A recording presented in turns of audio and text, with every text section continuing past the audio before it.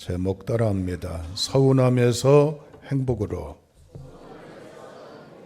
서운함에서 치유로.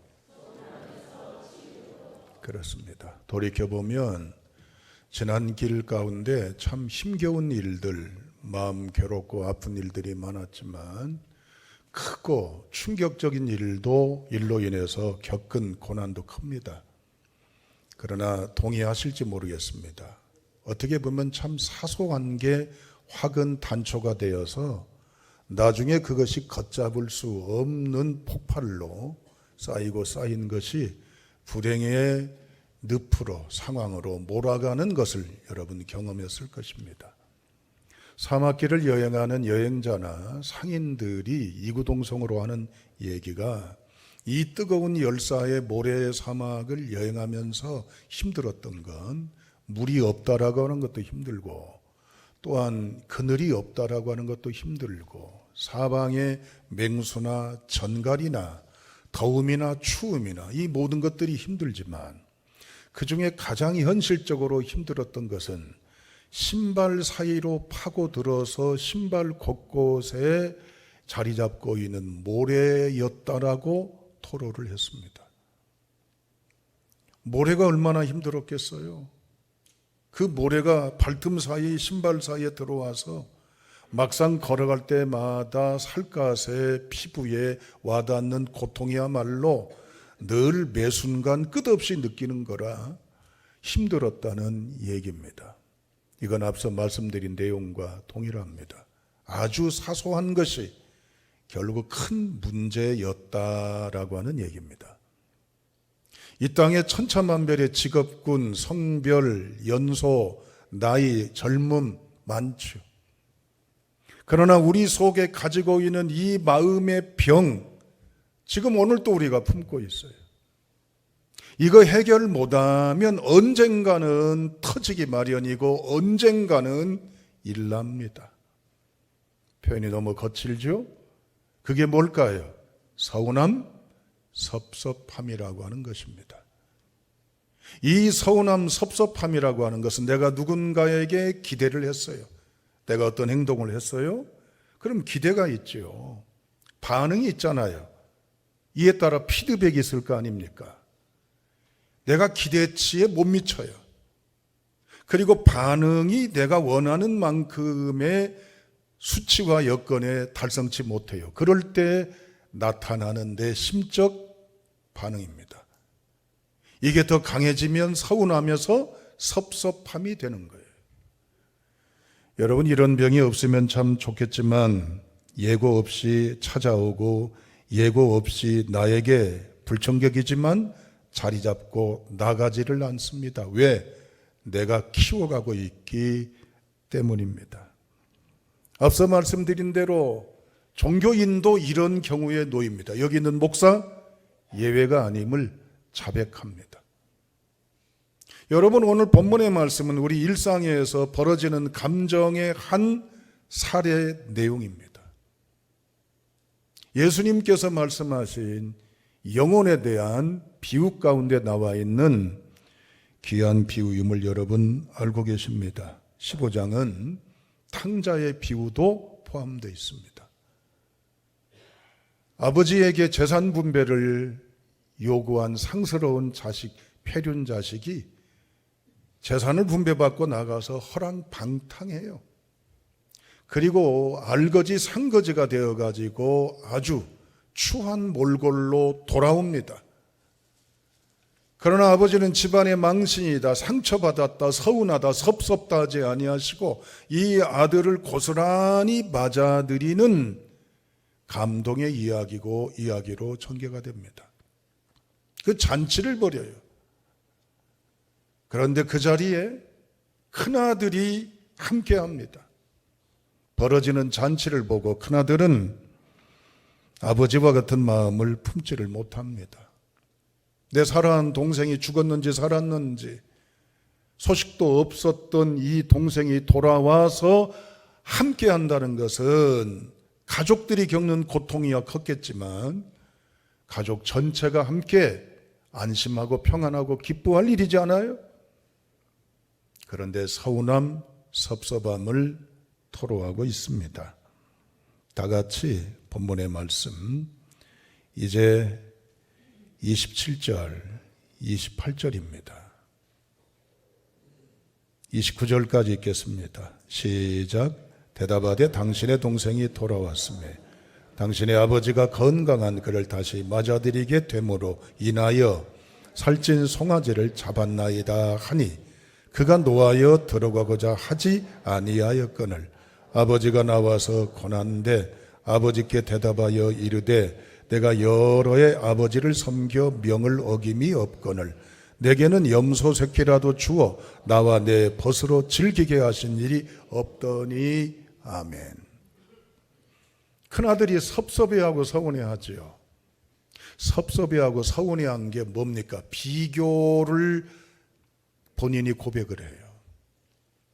개망난이로 살다 돌아온 이 둘째 페루나를 위해서는 소를 잡고 잔치하고 난리를 하는데 나같이 말없이 충직하게 부모님께 효하고 큰아들로 책임을 다한 이 아들을 나를 위해서는 염소 한 마리조차 주어서 야, 너 놀다 와 친구들하고 즐겨라고 하지 않았다라고 본인 스스로가 아쉬워하고 또한 서운해하고 섭섭해함을 알 수가 있습니다. 앞서 말씀드린 대로 서운함, 섭섭함은요, 기대가 있어요. 내가 이렇게 할 때 이렇게 해주기를 바랍니다. 내가 이만큼 하면 이 정도는 있기를 기대합니다. 그러나 반응이 못 미쳐요. 그러면 어때요? 우리 마음속에 상처가 돼요. 우리 마음속에 깨지고 무너지고 일그러진 모습이 자리합니다. 요즘에 각종 암으로 인해서 심각한 여건에 우리 국민들이 처해 있습니다. 그런데 저는 개인적으로 인류가 겪고 있는 암보다도 더 무서운 병, 서운병, 섭섭병, 여러분 예외 아닐 겁니다. 정도 차이가 있지만 내 한편 그 속에 서운함이, 섭섭함이 자리 잡고 있어요. 아예 기대하지 않고 했을 경우에는 무관하죠. 나한테 반응, 표정, 감정, 평가, 분위기, 대가, 어떤 리액션이 없어도 나 괜찮아. 누가 박수 안 쳐주고 맛있어, 잘했어, 훌륭해, 대단해 안 해도 나는 전혀 괜찮아. 그렇다면 무관하죠. 그런데 예상대로 냉랭해요. 침묵해요. 무반응해요. 그래도 괜찮아요? 저 밑에서 왠지 모르게 꾸물꾸물 올라오는 게 있어요. 이건 아니잖아. 아무리 그래도 내가 이런 생각으로 박수받겠다고 인정받겠다고 사람들에게 주목받겠다고 한 것이 아닌데 해도 너무한다. 이 마음이 자리 잡습니다. 여러분, 우리도 결코 예외가 아닙니다. 큰아들이 생각한 만큼 아버지가 이 큰아들을 이렇게 몰인정하고 박대하고 이젠 일방적으로 큰아들이 소외감을 느끼고 아쉬움과 이제는 서운함을 느낄 정도로 대우했던가요? 아니에요. 자, 우리 다 같이 31절 읽어보시죠. 31절. 아버지가 큰아들에게 보이는 아버지의 내면입니다. 읽습니다. 시작.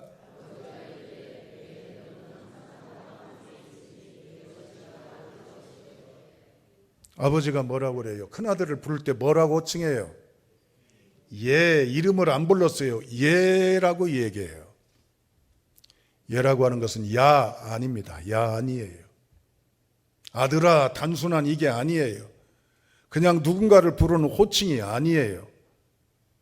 헬라어 원문에 보면 테크논이라고 되어 있는데 이 단어의 뜻은 부모가 자식을 호칭할 때 단순히 부르는 의성어가 아니고 부모의 마음에 온통 최고의 사랑을 담은 얼굴, 표정, 감정, 분위기를 드러내는 게 바로 뭐요? 예, 그 말이에요. 여러분 이전 표정을 가지고 자녀를 얼마나 대해 보셨어요? 저도 아이들 이름 불러봅니다. 그러나 부르기 위한 하나의 이름 부름일 수도 있어요. 그러나 막 표정이 밝아서 막 보면 어찌할 바 모르고 행복하고 두말할 여유가 없고 정말 너무나 좋아서 막 웃고 감동이 넘치고 이것이 단어나 어조나 어감이나 이걸 통해 느껴져요. 보면 놀라요? 그리고 아버지가 얘기하잖아요. 예, 너는 항상 나와 함께 있으니. 늘 곁에 주소지만 몸뚱아리만 같이 있었던 존재가 아니라 아버지가 느끼는 것은요, 신뢰하는 아들이요, 믿음직한 아들이요, 자랑스러운 아들이요, 변함없는 아들이요, 충성된 아들이요. 아버지가 모르는 게 아니에요. 그리고 일을 아버지가 오늘 받은 일 여기서부터 여기까지 해라고 종부리듯이 한 게 아니요. 본인이 한 거예요. 자기가 한 거예요. 그리고 돌아와서는 안 알아주네, 모르네, 특별히 생각 안 하네, 나를 이렇게 하네, 이럴 수가 있네, 나를 이렇게 대하네. 북치고 장구치고 누가 하는 거예요? 아들이 한 거예요. 아버지가 종처럼 대한 적 없어요. 예라는 호칭, 나와 함께 한다는 건 바로 뭐예요? 그만큼 신뢰한다는 거예요. 인정한다는 거예요. 자랑스럽게 여긴다는 거예요. 그리고 더더욱 나머지 말이 뭡니까? 내 것이 다 내 것이다. 소 한 마리만이 아니에요. 전부 다 네 것이요. 다 네 것이에요. 그런데 소 한 마리 때문에 양이나 염소하고 비교를 해요? 여기서 느낄 수 있는 건 뭡니까? 아들은 지금 어디에 꽂혀 있는 거예요? 큰아들은 다 내 것인 거에 꽂혀 있어요. 아버지가 믿어주는 게 꽂혀 있어요. 아버지가 보이는 반응에 꽂혀 있어요. 아니면 아주 애게 요것에 꽂혀 있어요. 그게 문제예요. 왜 사람이 섭섭함이 위험한 줄 아세요? 작은 것이 결국 엄청난 것을 못 보고 무너뜨리는 결과의 불행을 자초하기 때문입니다. 성경은 첫 장을 열면서부터 비극사를 우리에게 들려주고 있습니다. 그 비극의 DNA가 오늘 목사인 저에게, 여러분들에게 자리 잡고 있습니다. 하나님이 천지 창조하시고 희락의 동산, 파라다이스는 에덴 동산을 처음 인간이 아담과 하와에게 다 주셨잖아. 그런데 딱 한 가지만 하나님의 주권 소유를 위해 금령을 내리신 게 있습니다. 불문법으로 말이죠. 뭡니까? 선악과를 따먹지 말아라. 그거 하나 때문에 섭섭한 거예요. 따먹고 싶은데 보암직하고 탐스럽고 너무 맛있고 갖고 싶고 하고 싶은데 이걸 못하게 하니 그것 때문에 마음이 토라지고 서운하고 섭섭증이 생긴 충동이 일어날 때 뭐가 딱 하니 와서 자극을 줘요? 사단이 자극을 줬어요. 결국에는 이 감정에 의해서 인류는 하나님과의 영적인 약속을 파기하고 맙니다. 여러분 가만히 계산해 보세요.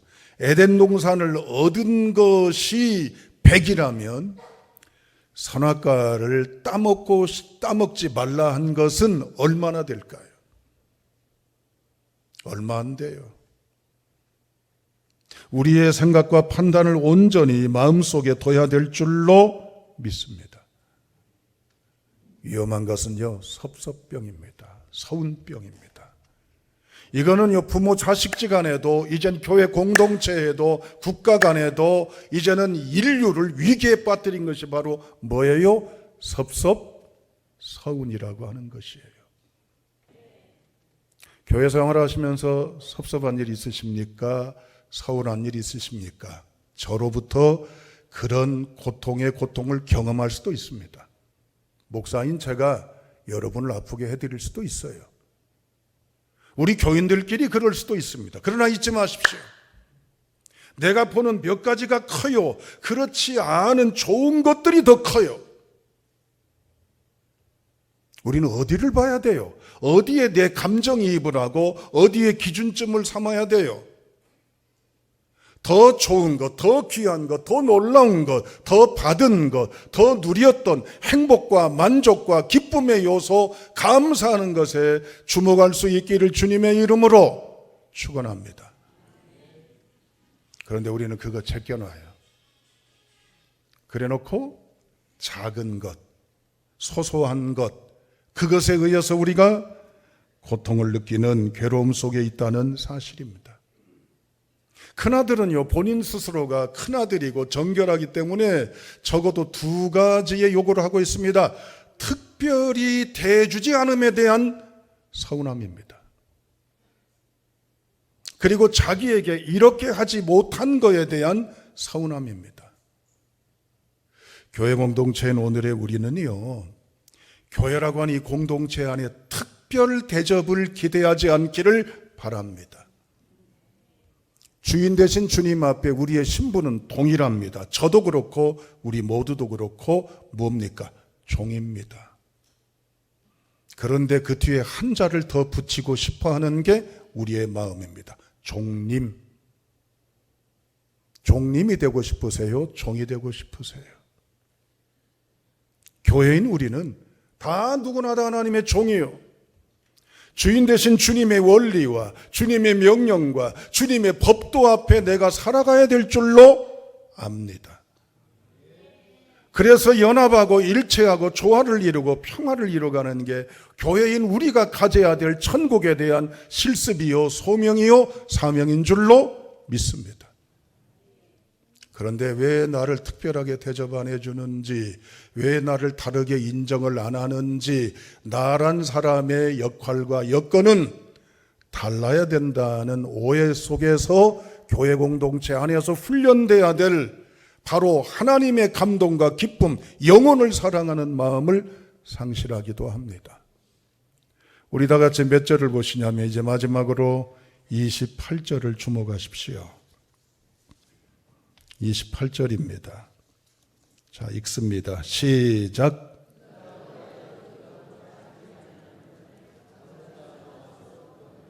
거기 주목할 큰아들의 감정이 있습니다. 그가 뭐 했다고요? 노하여 그랬어요. 그냥 여러분들은 원문은 모르시니까 한글 성경으로만 볼 때 노했다라고 하는 본문이 증언하는 내용을 보실 때 어떤 표정 감정이 느껴지십니까? 화낸다, 막말한다, 소리 지른다, 그럴 정도일까요? 원문은 오르기조라고 하는데요, 이 말은 과일을 상징해요. 노했다는 말이. 과일하고 무슨 연관이 있을까요? 과일이 과즙이 꽉 차 있는 상태를 말하는 거예요. 그 과일에 과즙이 꽉 차 있어요. 그래서 베어 물면 과즙이 툭 터지면서 우리가 청량감이나 달디 단 이 단맛이나 신맛이나 이 과일의 맛을 느낄 수가 있는 거예요.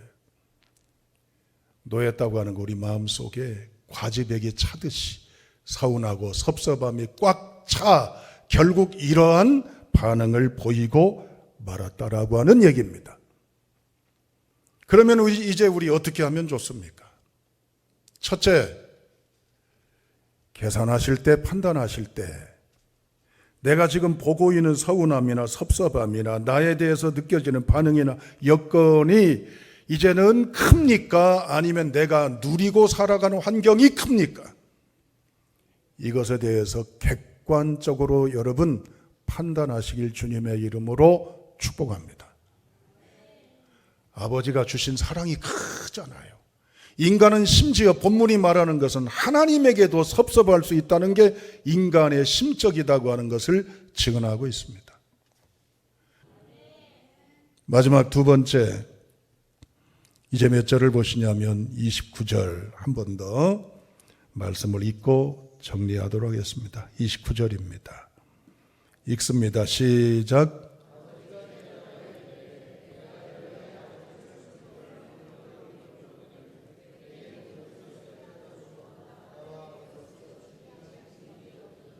아멘.